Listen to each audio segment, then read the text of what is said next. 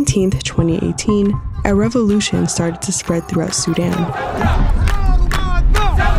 After decades of living under President Omar Bashir's brutal military regime, civilians pushed back. They wanted a democracy in their country. A few months later, this man and this man helped take down Bashir in a coup, and then promised protesters the future they had demanded. 4 years later, the same two men are now at war with each other, tearing Sudan apart, killing hundreds of civilians. So how did Sudan go from this to this in such a short time? And how did these two powerful men go from partners to enemies? Clashes in Sudan intensified by the rapid support forces. Sudan has a long history of coups. Leader after leader has been brought down by military officers. The country's official military, now known as the Sudanese Armed Forces, or SAF, has held tremendous power in the country for nearly a century, and they started using that power soon after Sudan gained independence from Anglo-Egyptian rule. Sudanese flag now replaced the flags of those two nations. The first successful military coup happened in 1958. Abdullah Khalil, a retired military officer and sitting prime minister, overthrew his own civilian government to put Sudan under military rule. About a decade later, Colonel Jafar Namairi carried out another successful coup, bringing down a short-lived democracy. Then, in 1985, Namairi was out. This military officer took him down and later installed a new democratic government. 4 years later, Colonel Omar Bashir took down this government and appointed himself as the new head of state. But Bashir ended up being different from those that came before him. Given the pattern of military takeovers, Bashir knew he might suffer the same fate as previous leaders. So he used a strategy called coup-proofing, where he'd surround himself with protectors, but would keep each one in check so they couldn't overthrow him. It started with the SAF. Throughout his regime, Bashir bolstered the army and maintained a strong relationship with them. He relied on them heavily to crack down on an ongoing civil war in southern Sudan, where SAF and allied militias brutalized civilians on his command. Then, with the army busy in the south, another war started taking shape in the west. Darfur was in crisis.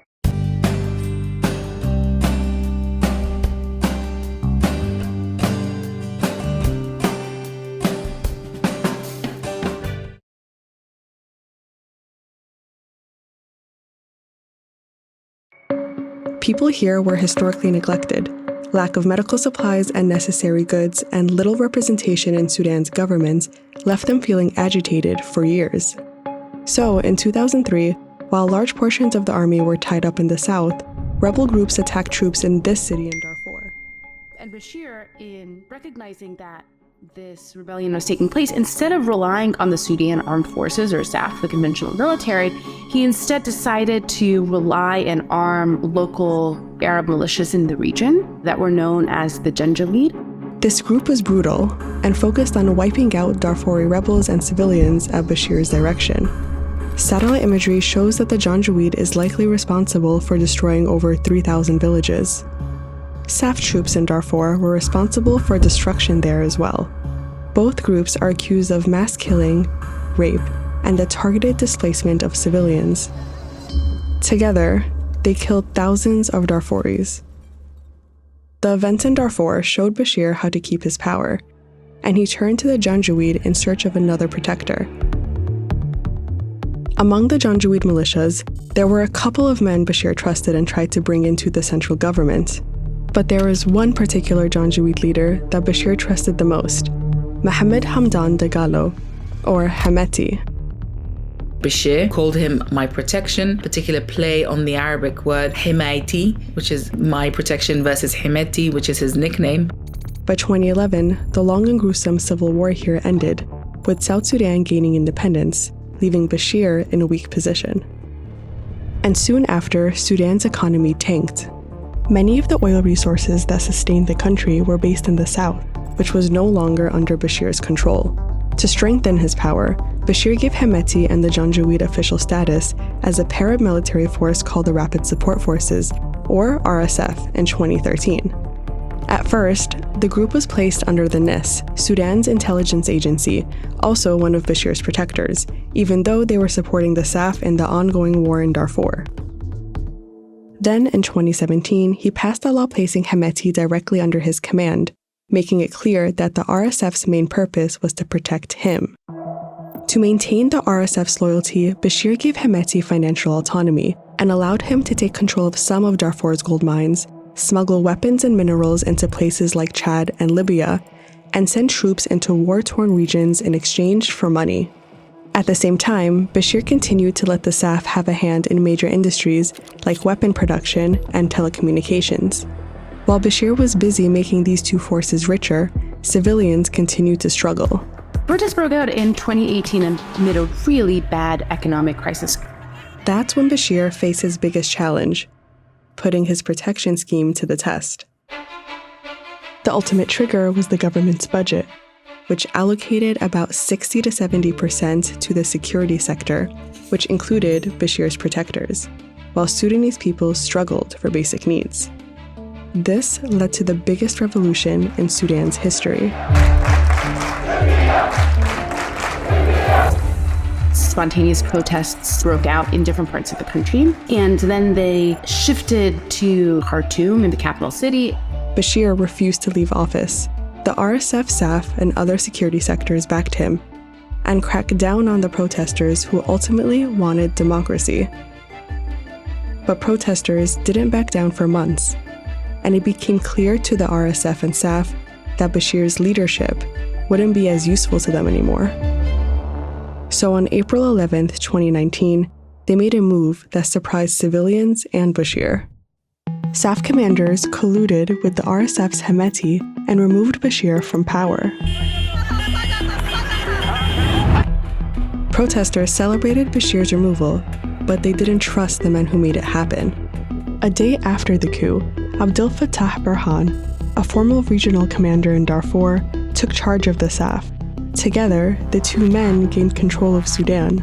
People saw them as complicit in the violence in Darfur all those years ago, where they worked together, one as a member of the Sudan Armed Forces, one as a militia leader on the same side against large proportions of the population of Darfur.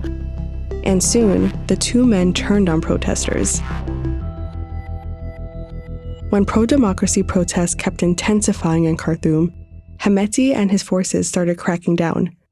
On June 3, 2019, the RSF killed over 100 people at a sit-in protest, and other massacres continued throughout the country.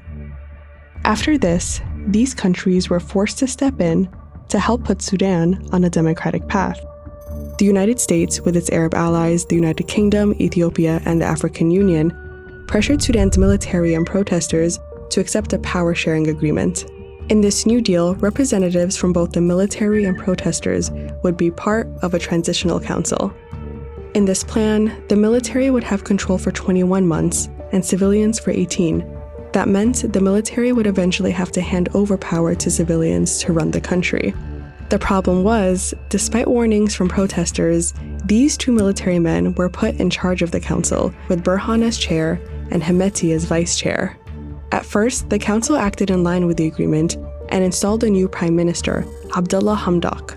But after multiple military interventions by these leaders, like a staged coup in October 2021, Hamdok resigned in January 2022.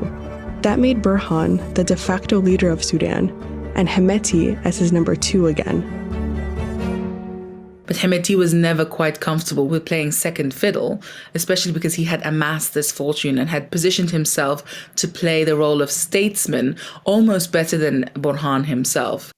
As Burhan developed personal alliances with leaders in the Middle East, Europe, and Asia over the years, Hemeti did the same, using his riches from the gold mines to build relationships with powerful individuals in those countries as well. After another year of protests, the US, UAE, Saudi Arabia, and the UK pressured Burhan, Hemeti, and protesters to sign another deal. On December 5, 2022, Burhan, Hemeti, and political parties signed it, promising a new civilian-led transitional government by April 2023. But these two men disagreed on a key part of the deal.